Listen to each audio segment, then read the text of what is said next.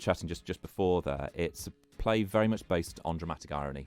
So the whole idea of a murder mystery is normally, I love Agatha Christie and all that sort of stuff, and you get part of the way through the play or the book, and then you have the murder, and it's, shock, horror, there's a murder, who's done it?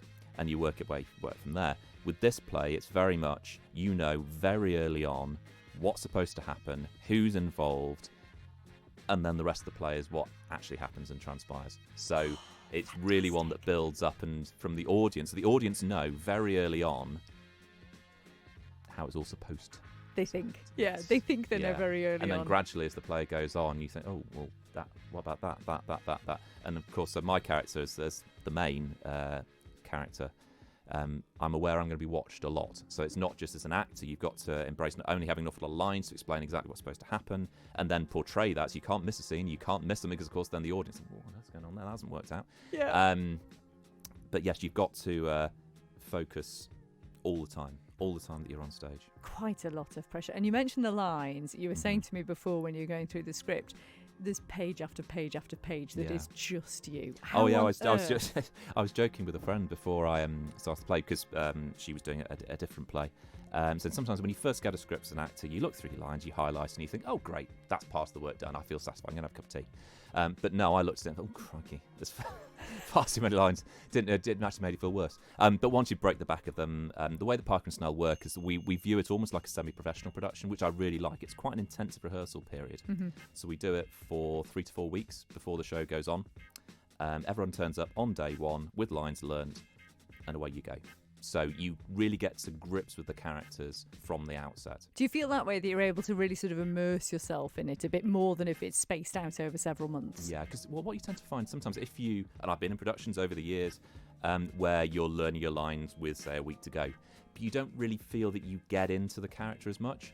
With this way, it's because only once you put the script down, you start to get into the character. Oh, well, that line, that's how that interacts with that. And you start to listen to what else is going on stage, how the other actors are interacting with you, what they're saying, where they're going. You fix movements, and it starts to become a little bit, I hate the phrase, but a bit more organic. And the way that it all comes together. And Colin, the director, Colin Snell, he's brilliant in the way that he allows you the flexibility to discover the role yourself. Some directors can be quite, and with their own reasons and rationale, quite specific and details. And right, well, I need you to go to there, and that's what I want you to do. I want you to look in that particular way. He's very much.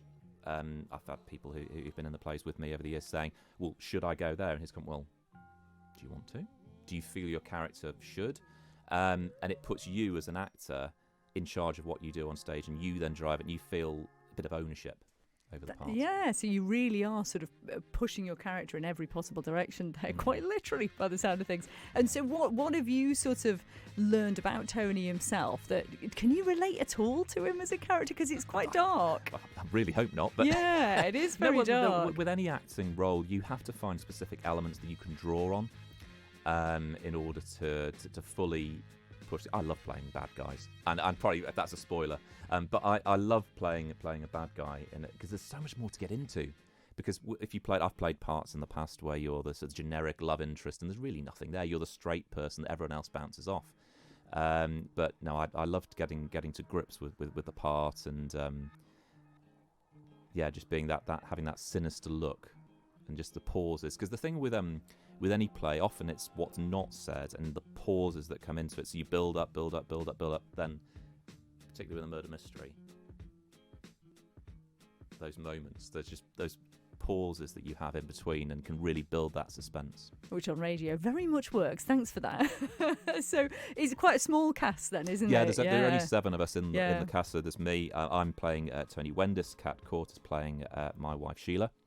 We got Charlie Williams, who's playing Max Halliday, the love interest.